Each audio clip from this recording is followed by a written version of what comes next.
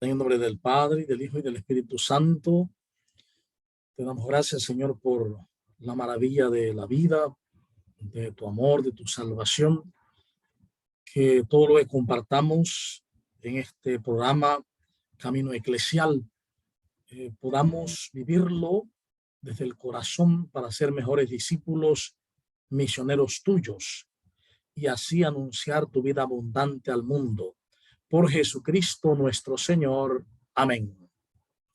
Bien, bienvenidos, bienvenidas a este programa Camino Eclesial, donde miramos desde la memoria, el desafío y la esperanza en búsqueda de vivir esta primera Asamblea Eclesial de América Latina y el Caribe. Hoy vamos a hacer una síntesis sobre Aparecida para que podamos entender como en pasos por dónde iba Aparecida y por lo tanto qué debemos retomar para esta primera asamblea. Entonces, vamos a denominar este programa la desafiante propuesta de Aparecida. Una iglesia en estado permanente de misión. Es decir, si nos preguntamos ¿cuál fue la propuesta desafiante de Aparecida en ese 2007? Fue la propuesta de una iglesia en estado permanente de misión. Y esto, para entenderlo bien, recordar que hasta ese momento había una idea de misión y misioneros que ya nosotros hemos visto varias veces aquí. La idea, por un lado, de que la misión se realizaba en momentos puntuales, ya fuera una misión parroquial, grupal, diocesana o de pronto regional o universal. Pero era un momento de misión, tiempo de misión. Inclusive escuchábamos a muchas personas, recordamos la misión de los años 70, recordamos la misión del año 2000, etcétera, ¿no? La propuesta desafiante de Aparecida es que la iglesia, donde todos somos parte integrante, esta iglesia se ponga en estado permanente de misión. Una misión que no acaba, una misión que por lo tanto no tiene un punto de comienzo y un punto final, sino que es un estado propio de la iglesia.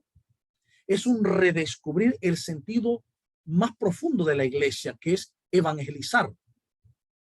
Tal como dice pues estos documentos sobre misión, cuando hablamos de la iglesia como una función que tiene fundamental, que es la misión. Si la iglesia olvida la misión, se juega todo su ser. Entonces, por eso había que pensar, repensar y asumir ese sentido nuevo de iglesia. Una iglesia en permanente estado de misión o estado permanente de misión. Entonces, para ello, para poder como asumir esa propuesta, vimos más o menos 5 grandes rasgos o 5 grandes elementos que hay que mirar. El primero era la realidad. Aparecida nos pone en un punto de partida. Ese punto de partida es la realidad, o al menos lo que llamamos realidad, que implica lo económico, lo social, lo político, lo religioso, lo pastoral. Este punto de partida va a marcar Aparecida, es la realidad que nos interpela, porque contradice el reino de la vida. hay que situarse, dice, y mirar la realidad. Y en ese 2007, la realidad, dice, nos interpelaba, porque esa realidad contradecía el reino de la vida. ¿Y por qué es importante ver ese punto de partida? Porque hay que comparar ahora el punto de partida de esta asamblea. Si coincide todavía o hay otra realidad u otras realidades. Aquí propone que el punto de partida es una realidad que nos interpela porque contradice el reino de la vida y que tiene unos puntos específicos. Esta realidad, por ejemplo, la realidad de abandonados y excluidos. Una situación que se está dando en ese momento donde cada vez son más los abandonados y los excluidos. Abandonados como ancianos, niños de la calle, enfermos, abortados, etcétera. Segunda cosa, la miseria, el dolor e inhumanidad.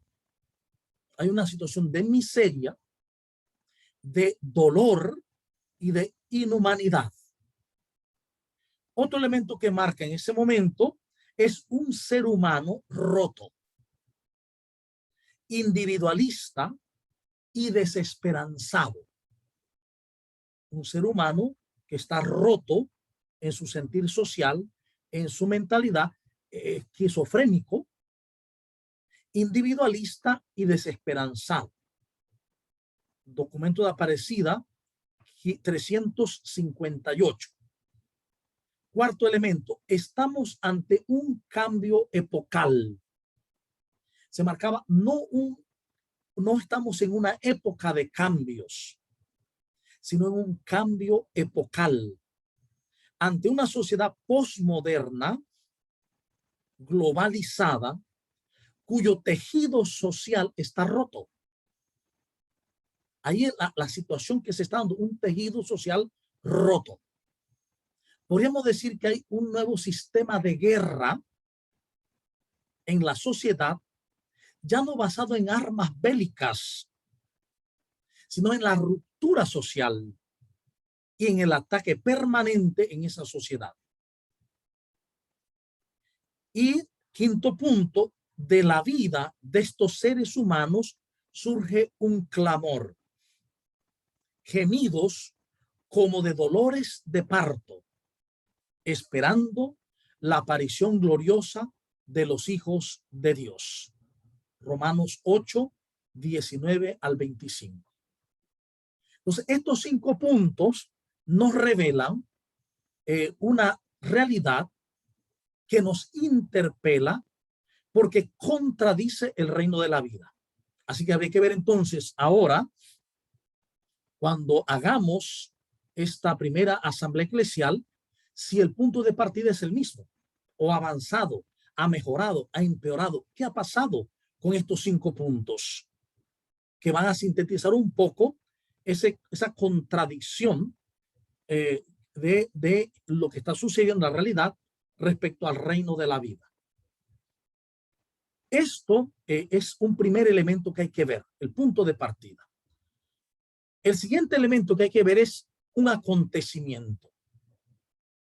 Ante esta realidad y en medio de la realidad se da un acontecimiento que se da en las comunidades que tienen anhelos y esperanzas, y este acontecimiento es el de Aparecida. En ese momento habría que ver entonces que el nuevo acontecimiento es la primera asamblea, y lo estoy haciendo así como en un cuadro, precisamente lo hice en un cuadro, para que podamos trabajarlo así mismo cuando se dé el documento final de esta primera asamblea. Entonces, hay unas comunidades con anhelos y esperanzas. Hay un acontecimiento que en ese momento es el de Aparecida. Una iglesia que busca el camino de Cristo para encontrar su verdad, la vida plena. Es decir, el acontecimiento de Aparecida refleja a una iglesia, ese acontecimiento, una iglesia que busca el, el camino de Cristo para encontrar en su verdad la vida plena. Es decir, la vida verdadera, la vida dichosa, el reinado de Dios, la vida eterna. Por lo tanto, Aparecida es, como acontecimiento, una sorpresa del Espíritu Santo. Mucha gente estaba defraudada porque, habiendo muchas propuestas en documentos anteriores, muy buenos, muy válidos, parecía que nada había cambiado o muy poco. La gente estaba cansada, agotada, etcétera. Entonces, Aparecida es una sorpresa del Espíritu Santo. Un segundo elemento es que Aparecida es un don de la Madre Aparecida, porque se realiza en el santuario de Aparecida. Aparecida es una nueva fase en la misión de la iglesia. Es una nueva fase en la misión de la iglesia. ¿Por qué razón? Porque va a marcar elementos nuevos y transformadores para la iglesia. Y finalmente, Aparecida constituye una segunda recepción del Concilio Vaticano II. Es decir, se cataloga que desde Medellín hasta Santo Domingo, esos 4 documentos y las cuatro conferencias constituyen una primera recepción. Todas juntas hacen una primera recepción del Concilio Vaticano II. Y Aparecida sola es una segunda recepción del Concilio Vaticano II. ¿Por qué? Porque en Aparecida se busca renovar la iglesia, retomando precisamente el Concilio Vaticano II. El tercer elemento, tercer punto que se da es una llamada y exigencia que se encuentra en el mismo documento de Aparecida.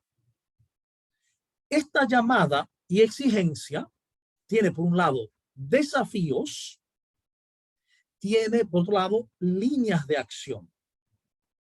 Tiene desafíos, son todos los desafíos que presenta Aparecida y que vimos en el punto de partida en síntesis, y tiene unas líneas de acción que son las recomendaciones que Aparecida da ante la realidad que contradice e interpela el reino de la vida.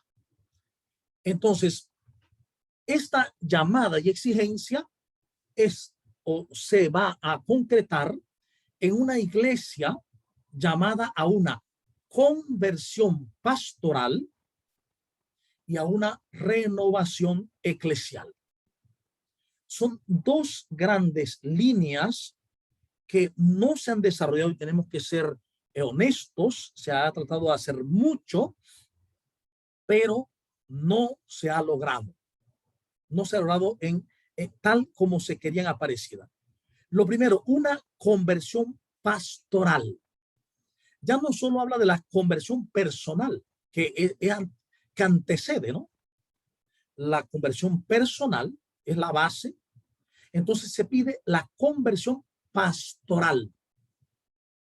Hay que transformar la pastoral a una nueva forma según Jesús. Y para ello, dice, hay que recomenzar desde Cristo. El punto fundamental para una iglesia que se convierta pastoralmente y se renueve eclesialmente, no tiene otro camino que recomenzar desde Cristo. En otras palabras, si queremos realmente una iglesia reformada, una iglesia rejuvenecida, una iglesia que se convierta pastoralmente, dejando a un lado las de pronto instituciones caducas las estructuras caducas que no permiten el anuncio del evangelio ni el avance, y retomando una renovación eclesial, se requiere volver a Jesús, recomenzar desde Jesús el Cristo. Entonces, para ello, para vivir la conversión pastoral y la renovación eclesial, se marcan varios puntos. El primero es la desinstalación. Recuerde que toda desinstalación cuesta. Somos seres que nos instalamos. Incluso en nuestras casas nos gusta el mismo lugar. Si nos mueven el sitio, el mueble nos gusta porque nos instalamos. Entonces, una desinstalación en la iglesia, en las comunidades, en los ministerios, desinstalarme. Esto lo marca el número 362 de Aparecida. Necesitamos desinstalarnos. Estamos instalados en el ministerio. El ministerio es un servicio. El ser es mi vida en Dios, mi ser hijo de Dios. Ser hijo de Dios es mi identidad. Cuando descanso mi identidad en el ministerio o en los logros o en los títulos o en lo que sea, en una cuenta, entonces me voy autodestruyendo, me voy rompiendo, porque mi vida está marcada por mi ser hijo de Dios. Entonces, desinstalarme donde me he instalado. Segunda cosa, el seguimiento de Cristo. El recomenzar desde Cristo comienza por desinstalarnos. Continúa por el seguimiento de Cristo. 129 y siguiente de Aparecida. Entonces, el seguimiento de Cristo hay que tomarlo en el sentido más propio. Seguir es ir detrás de alguien y hacer sus mismos pasos, tomar sus mismos caminos. Cuando una persona advierte que alguien lo está siguiendo, es porque esa persona que le sigue, ya sea de pronto caminando, un auto, una motocicleta, va haciendo los mismos caminos que hacemos, los mismos giros que hacemos. El seguimiento de Cristo es ir siguiendo sus pasos, viviendo lo que él vive frente a las situaciones de este momento. ¿Cómo vive Jesús frente al pobre, al enfermo, a la adúltera, a la prostituta, a todas las personas? Entonces yo sigo a Jesús haciendo lo mismo que él hacía, lo mismo que él sentía, vivirlo, lo mismo que él expresaba ante estas realidades. Tercer punto, una configuración con él. Documento de Aparecida 136 y siguientes. Esta configuración con él no es algo que se realiza a la fuerza. Yo tengo que configurarme, voy a ponerme a hacer ejercicios espirituales, voy a comenzar a hacer retiros, voy a dejar de comer, voy a configurarme. No, no funciona así. No es a la fuerza. No es una idea de pronto filosófica, teológica o espiritual que yo tengo una gran idea. No. Es que esa configuración con Cristo se da recordando quién soy. Recuerden aquello que dije de el Miguel Ángel cuando hace el Moisés, cuando le dan ese bloque de mármol de las minas de Carrara, y él hace el Moisés, y cuando le preguntan cómo hizo tan maravillosamente esa de pronto obra tan parecida a un ser humano, tan parecida, y él dice, lo que pasa es que yo lo vi cuando nos trajeron en el bloque de mármol. Solo le quité los pedacitos que le sobraban. Entonces, en la vida nuestra, para poder configurarnos con él, no hay que hacer cosas hacia el exterior. Es quitar lo que nos sobra. Es quitar todas las cosas que hemos puesto de creencias que solo han tapado, solo han cubierto realmente al Cristo que vive en mí, al Cristo que soy yo. al que Jesús ve semejante a sí mismo. Entonces, la configuración con él. El cuarto elemento es la vinculación. Es vincularme. Vincularme con la cabeza y con el cuerpo. ¿Ve? Yo no puedo decir, yo amo la cabeza de esta persona, pero odio su cuerpo. Es una locura decir eso. Yo amo a la persona total. Es que yo amo a Dios y yo amo a Cristo, pero no a la iglesia. Es una locura, porque la iglesia es el cuerpo de Cristo. Entonces, la vinculación con Cristo y la vinculación con la iglesia comunidad, porque es el Cristo total, donde decíamos en días anteriores, radica o descansa toda la vida divina. Toda la vida divina. Entonces, vincularme. Quinto paso, asumir los rostros de la pobreza. Ajá, es que el vincularme con Cristo me hace comprender su proyecto de reinado, donde lo que se fija en primero que todo es la dignidad de la persona humana, todo lo que le lacera su dignidad, la exclusión, la pobreza, la enfermedad, pobreza cual sea, pobreza material o pobreza moral, ¿sí? El dolor, la enfermedad, las relaciones. Sexto punto, una iglesia servidora y fraterna. La iglesia se ha de convertir en una iglesia servidora y fraterna, casa y escuela de comunión. La iglesia no es la aduana del poder y del cielo, no es la aduana de Dios, es casa y escuela de comunión. El que viene a la iglesia, el que se encuentra con esta propuesta en la iglesia, encuentra una casa y encuentra una escuela donde se vive la comunión. Séptimo, una iglesia sentada a los pies de su maestro. Una iglesia sentada a los pies de su maestro, fascinada de él y fascinadora con él.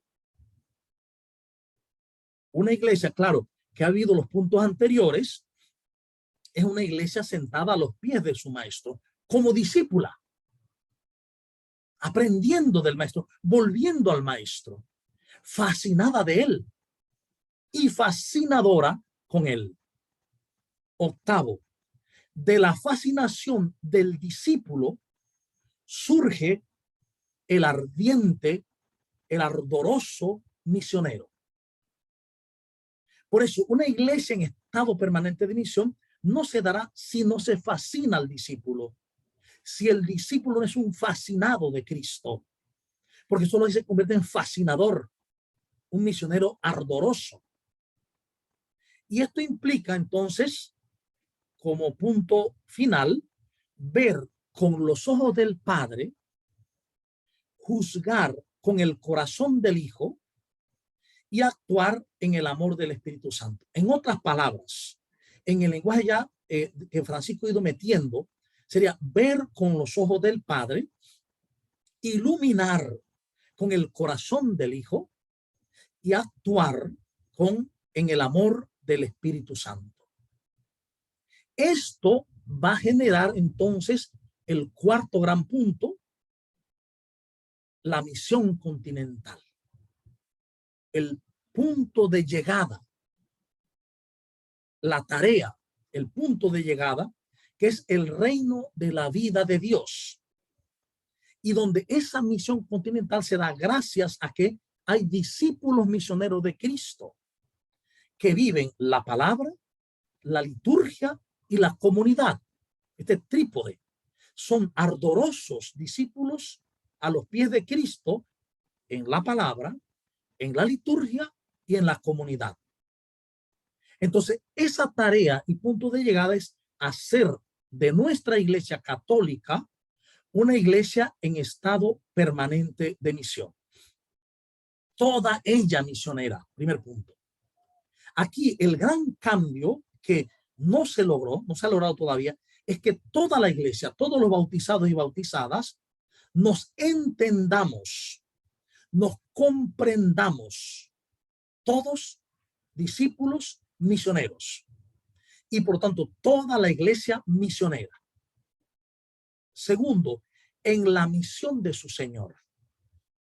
La iglesia, así a los pies de Jesús, sabiéndose cuerpo de Cristo y parte del Cristo total, sabe que no tiene una misión en sí misma, sino la misión de su Señor, porque la misión del cuerpo es la misión de la cabeza. Por tanto, hay que volver a Jesús para ver cuál fue su misión, dónde la muestra, dónde la sintetiza. Y vemos que la misión de Jesús comienza por dejarse empujar por el Espíritu Santo, por una vida de oración, una vida de lectura de la palabra, de abandono al Padre, por una vida donde él con la palabra dice que el Espíritu Santo está sobre él porque le ha ungido para. Entonces, esos 5 puntos de Lucas 4, 11 y siguiente es la misión nuestra también, la misma, la de el reinado de Dios, es la misma. Entonces, de esa manera, la iglesia, toda ella misionera, en la misión de su Señor, tercero, se convierte en un potente centro de irradiación del amor de Dios. La iglesia, miren, se convierte en un potente centro de irradiación del amor de Dios, como dice Aparecida 362. Por lo tanto, una pastoral decididamente misionera, es decir, todas las pastorales en esta nueva forma, todas las pastorales están orientadas hacia la misión. Una pastoral decididamente misionera. Quinto punto, un discipulado por atracción fascinante. La iglesia misionera está llevando a cabo un discipulado por atracción fascinante. No va a ser por miedo a un castigo eterno, no va a ser por miedo a unas represalias del Dios Altísimo. No, no, parte del amor y llega al amor hasta el punto de atraer fascinantemente a los discípulos. Un discipulado por atracción fascinante.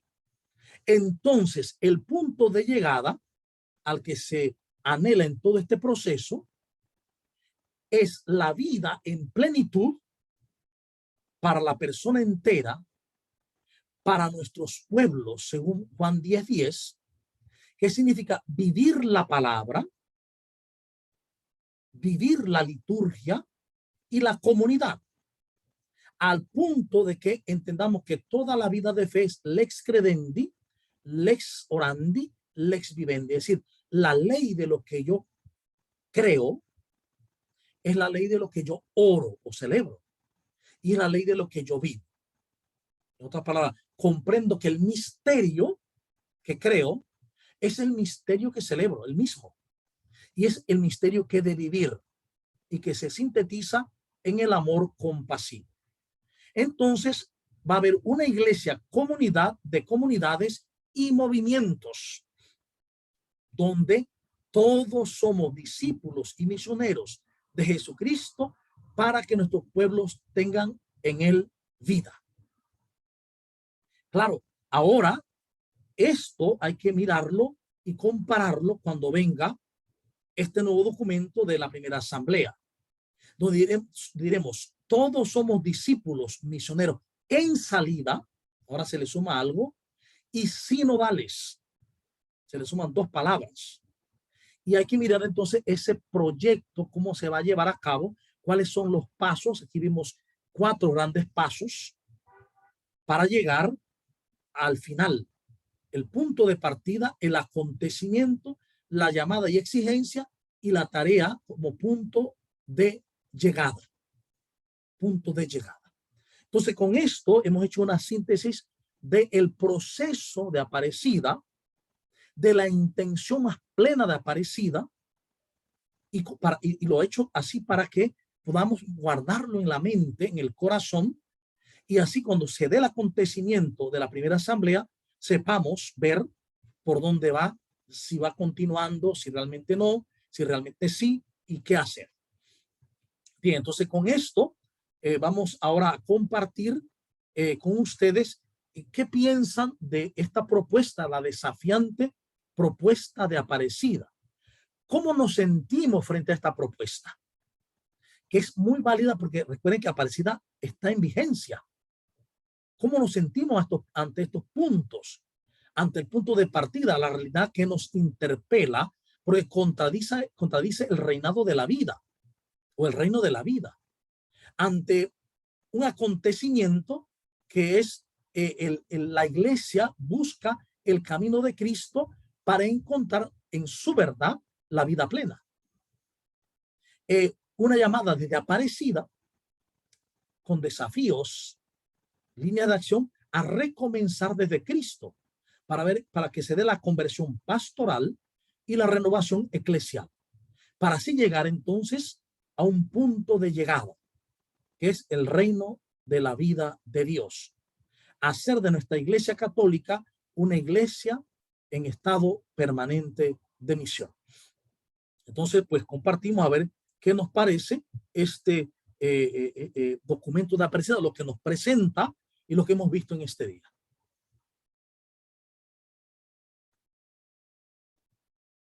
Recordemos que estamos en el aire y no podemos dejar espacios. Cuando trabajamos en la radio, no podemos dejar espacios vacíos.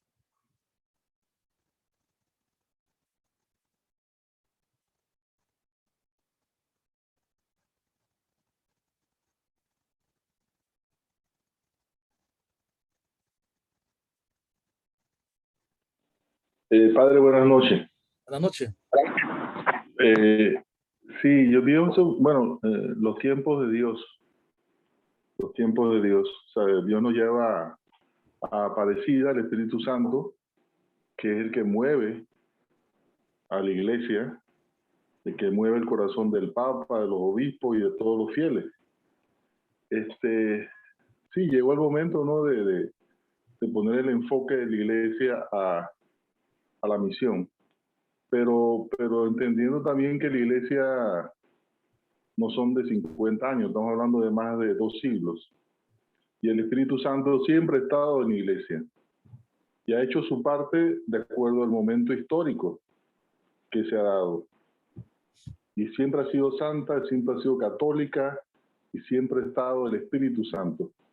Entonces, bueno, Dios nos llama en este momento a enfocarnos, porque realmente el mundo también tiene todos sus cañones puestos también, viéndolo claramente, contra la única luz que ven y que a veces lo encandela, o sea, los hace, bueno, enfrentarse a su sentido de separación, porque ellos se sienten que van bien, ¿no? Pero cuando se encuentran con la luz de Cristo, ellos notan, ¿sí? Y ahí encuentran entonces la necesidad de a veces enfocarse a tratar a la misma iglesia, de desenfocarla, aún dentro de la iglesia, de desenfocarla en su misión. Entonces, es el momento de Aparecida, ¿no? De tratar de ponernos bien en claro. Pero siempre me queda esto de que la iglesia de Cristo siempre ha ejecutado el Espíritu Santo, aunque puede haber sido muy eclesial, muy jerárquica, muy lo que sea, antes de Vaticano II, lo que se quiera decir, pero la tradición siempre se mantuvo fiel y el Espíritu Santo se mantuvo en la iglesia, en todo sentido, ¿no? Aparecida, vuelvo y digo, para no salir del tema, Aparecida, como bien dice, es llamado otra vez la atención del verdadero sentido, el verdadero sentido de Vaticano II. Sí, desenfocarnos de Vaticano II, porque ahí también hay muchos desenfoques de Vaticano II, porque tratan de opacar totalmente la tradición también de ciertas situaciones que han vivido en la iglesia por siglos. O sea, son esas cosas que, no sé, padre, cómo usted ve, cómo mantener ese equilibrio, ¿qué usted dice de eso? Bueno, el equilibrio, gracias a Moisés, el equilibrio está en esto que el mismo Concilio Vaticano II planteó de las semillas del verbo y de los elementos de santidad que hay en las otras religiones y grupos. Y lo que el Papa ahora ha dicho, que el Espíritu Santo está en todo el mundo. No es un patrimonio de la Iglesia Católica. El Espíritu Santo está en los budistas, el Espíritu Santo está en el Islam, el Espíritu Santo está en los protestantes, está en todos, porque es el Señor y dador de vida. Y el Espíritu Santo, al ser el Espíritu del amor de Dios, donde quiera que el ser humano esté y se deje empujar por el Espíritu Santo, que es el Espíritu del amor, vivirá el amor en la vida. Ahí está el equilibrio. El equilibrio está en bajar al fondo del ser, a lo que somos. Y en ese fondo todos somos iguales. Todos somos amados, elegidos, consagrados y santos desde antes de la creación del mundo. En ese fondo, todos fratelli tutti, todos somos hermanos. En ese fondo reconocemos que en todas las tradiciones hay elementos de santidad. Lo que dice el Papa Francisco, el día final habrá muchas sorpresas. Cuando veamos cosas que no pensábamos, no creíamos. Veamos a Gandhi y a toda esta gente en el cielo. ¿Ve? Es lo que el Papa ha dicho no hace tanto tiempo. Entonces, ¿dónde está el equilibrio? El equilibrio está en el amor. Es lo que Jesús dijo. Quien vive el amor, lo vive todo ya. La ley y los profetas. Pero ¿cuál amor? El amor del ser. No el amor que digo, no el amor que manifiesto con palabras meramente, sino el amor del ser. El amor que comprende, que no juzga, que no condena. El amor que vive el presente. El amor que está fascinado con la fuente y fascinado porque los demás descubran ese mismo amor del que participamos. En este lenguaje podemos encontrarnos entonces con Aparecida, cuando hemos dicho, ya casi al final, que la idea es que la iglesia se convierta en un foco potente de radiación de amor de Dios. La iglesia no está llamada a convertirse en una peleona con otras iglesias, a estar peleándose por creencias, sino a ser un foco potente de radiación de amor. Y el amor, fíjense, el amor no condena. El amor no juzga. Todo lo cree, todo lo perdona, todo lo soporta. Recuerden, 1 Corintios 13. ¿Cuál es la medida, por lo tanto? ¿Cuál es el equilibrio? El amor. Porque de nada sirve yo estar peleando por ser ortodoxo, una ortodoxia firme, como le pasó a Pablo, una ortodoxia firme con el judaísmo, pero persiguiendo a los hermanos, porque piensan distinto de mí, porque yo creo que ellos están equivocados y yo estoy en la verdad. El camino siempre será el del amor. Nunca a través de las religiones nos uniremos. Téngalo por seguro. A través de las religiones no nos uniremos. Nos uniremos a través de la espiritualidad de Cristo en nosotros. Cuando descubra la espiritualidad de Cristo en mí, lo que dice Nuevo Milenio en 43 o Lumen Gentium 40, cuando descubra la vida divina en mí, a la Trinidad en mí, entonces seré capaz de verlo en todos los demás. No importa el mapa que tenga, no importa la religión que vivan, podré ver en todos la Trinidad que le ha dado vida. Entonces todos serán hermanos. Dejaremos las peleas, que si tú, que si yo, que si no. Ninguno de nosotros tenemos la verdad absoluta. Ninguno, olvídese. La verdad es Cristo. Es Cristo Jesús. Entonces es necesario, por eso, convertirnos, no solo personalmente, sino pastoralmente. Bien, ¿alguien más?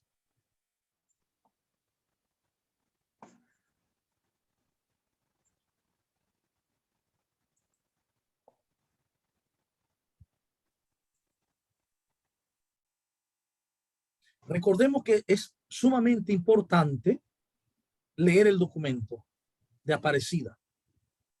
Leer ese documento. ¿Por qué? Porque leyendo el documento, nos quedan, yo había dicho la vez pasada, lo que queda de septiembre, octubre y casi hasta el 21 de noviembre. Casi 3 meses, 2 meses y pico, para leer el documento de Aparecida. Y no leerlo como cualquier libro, sino hacer un esquema mental del documento, o sea, estar claros por dónde va el documento, hacia dónde nos lleva, para que de esa manera, cuando celebremos la primera asamblea eclesial, seamos capaces de darle continuidad a Aparecida, en continuidad de los demás documentos. Entonces, lo que has dicho, bueno, en toda la historia de hace más de 2000 años, el Espíritu Santo ha estado en la iglesia. Sí, claro. Alguien me decía, pero es que por eso la iglesia sigue siendo iglesia, no se ha caído. Bueno, el budismo sigue siendo budismo y no se ha caído tampoco, ¿eh? Y tiene más que la iglesia. El judaísmo tiene más años que la iglesia y tampoco se ha caído. Igual el zen. Entonces, significa que el Espíritu Santo es que sostiene. ¿Ven? No solamente, nosotros no tenemos el patrimonio del Espíritu Santo. No lo tenemos, el patrimonio del amor de Dios. El Espíritu Santo está en todos, porque es Señor y dador de vida. Sin el Espíritu Santo, nada, absolutamente nada. Por eso la importancia y la necesidad de abrirnos al Espíritu Santo, de cómo Jesús dejarnos conducir por el Espíritu Santo. En palabras simples, dejarnos conducir por el amor, con mayúscula. En vez de quererme conducir por mis propias ideas, peleándome por esta creencia, por aquella creencia, peleándome con el hermano, dejarme conducir por el Espíritu Santo. Cuando me dejo conducir por el Espíritu Santo, ya no veo ataque y defensa, porque lo que llevo es el amor. Lo que llevo es vida que se entrega y se da. ¿Sí? Bien, no sé si hay alguna otra participación. Si no, pues entonces cerramos con una oración este momento de compartir este camino eclesial, porque es necesario despertar. Compartimos para despertar, para abrir los horizontes. Recuerden que cuando a nosotros nos pasa algo, hay una anécdota de una rana que vivía en un estanque. Entonces, un día llegó otra rana y la saluda. Dice, hola, ¿cómo estás? Dice, bien, aquí, en mi estanque, nadando, feliz. ¿Tú de dónde vienes? Dice, yo vengo del mar. ¿Y qué es el mar? Es un estanque inmenso, inmensísimo. Y le dice la del estanque, pero mira mi estanque. Mira lo grande que es mi estanque. Ese mar es más grande que mi estanque. Claro que sí, es mucho más grande. Dice, no puede ser. Mi estanque es el más grande. La rana del estanque nunca iba a comprender qué era el mar porque nunca había salido de su estanque. Así nos pasa a nosotros en la mente. Cuando nos cerramos en la mente, nunca vemos más allá. Por eso San Pablo dice, examínelo todo y tomen lo bueno. Lo que dice el Concilio Vaticano II, tomar los elementos de santidad que en otras confesiones y religiones hay. Están allí. Y recuerden que Jesús dijo, donde hay gente que se ama, ahí estoy yo. La carta de Juan. Donde la gente se ama, donde hay amor, ahí está Dios. Y hay gente que ama, que tiene compasión, que tiene humanidad, que vive esa humanidad. Ah, no, por ejemplo, como no está en la iglesia católica, fuera. Extra iglesia nulla salus. Fuera de la iglesia no hay salvación. Pero ese extra iglesia nulla salus ha cambiado el sentido. Hasta el Concilio Vaticano II era la iglesia católica, apostólica y romana. Ahora la iglesia de Cristo se ha expandido y va mucho más allá. Lo que Nicolás Cavazzi le decía, ese teólogo del siglo XVII, hermosamente decía, Cristo y la iglesia son un solo cuerpo. Son uno solo, el Cristo total. Jesucristo y la iglesia. Y Cristo vino al tiempo y al espacio y estuvo limitado por el tiempo y el espacio. Por eso lo que Cristo no logró hacer, por estar sometido al tiempo y el espacio, lo que la cabeza no logró hacer, lo hace su esposa, que es la iglesia. Y lo que la iglesia no logre hacer, lo hará su esposo, que es Cristo. La hermosura de la vida en Cristo, cabeza y cuerpo, de comprender esta salvación universal, la salvación universal que Cristo propone. Y fíjense que nosotros tenemos unas contradicciones tremendas en nuestras creencias. Muchas veces porque no pensamos lo que leemos, porque no pensamos lo que decimos, no pensamos lo que rezamos incluso. Pero nosotros solemos decir, bueno, es que Adán transmite el pecado original a toda la humanidad. Adán no pidió permiso a nadie para transmitir el pecado original. Adán no pidió permiso a nadie para transmitir el error. Adán no pidió permiso a nadie para transmitir todo lo que nosotros hemos entendido en la tradición. Adán tuvo la potencia necesaria para transmitir sin pedir permiso a nadie hasta el fin de los tiempos el error. El segundo Adán, que es Cristo, no puede hacer lo contrario. No puede salvar sin pedir permiso. No puede salvar sin que la persona no conozca su nombre y profese la fe. Entonces eso está en contradicción con la palabra, porque dice San Pablo, el segundo Adán es superior al primer Adán. Es superior. Por tanto, si por un hombre vino la condena, dice, por uno solo vino la salvación de todos y de todas. A veces no pensamos un poco esto. El triunfo del amor de Dios, el triunfo de la vida en Dios. Por eso es buena nueva.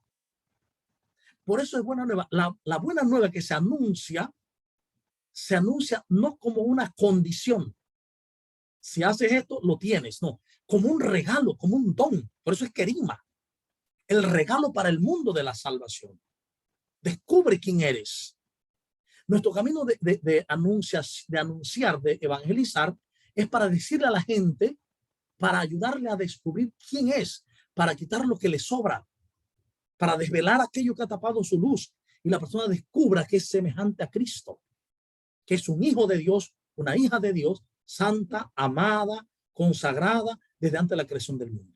Y que todos lo somos, porque todos hemos sido creados a imagen y semejanza de Dios mismo, a imagen y semejanza del amor, de la santidad, de la paz y de la alegría. Bien, entonces, no sé si hay alguna pregunta, si no finalizamos. Finalizamos entonces con una oración. Vamos a pedirle al diácono a ver si puede hacer la oración final.